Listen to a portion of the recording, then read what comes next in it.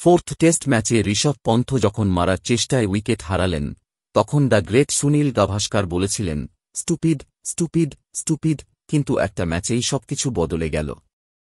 ঋষভ পন্থ তার আবেগ, পরিস্থিতি, এমনকি গাভাস্কার সাহেবের মতামতও বদলে দিলেন। অবস্থা এমন হয়ে গেল যে স্টুপিড, স্টুপিড, স্টুপিড থেকে সারা বিশ্ব বলতে শুরু করল।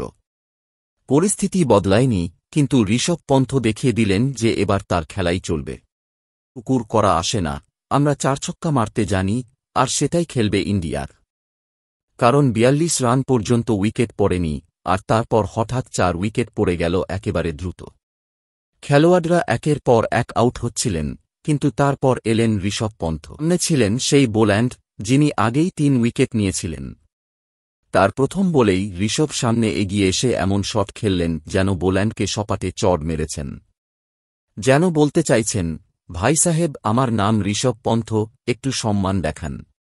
ঋষভ পন্থ প্রথম ইনিংসে শরীরের উপর একাধিক বল খেয়েছিলেন। এবার তিনি প্রতিটি আঘাতের জবাব দিলেন।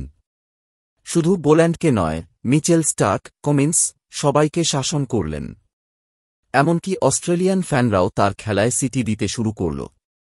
প্রথম ইনিংসে তিনি চেষ্টা করেছিলেন ধীরস্থির খেলার, কিন্তু দ্বিতীয় ইনিংসে বললেন, কোনো এক্সপেরিমেন্ট হবে না, এইবার আমি আমার স্টাইলে খেলব। ফলস্বরূপ তিনি টেস্ট ক্রিকেটে অস্ট্রেলিয়ার মাটিতে সবচেয়ে দ্রুত 50 রানের রেকর্ড করলেন।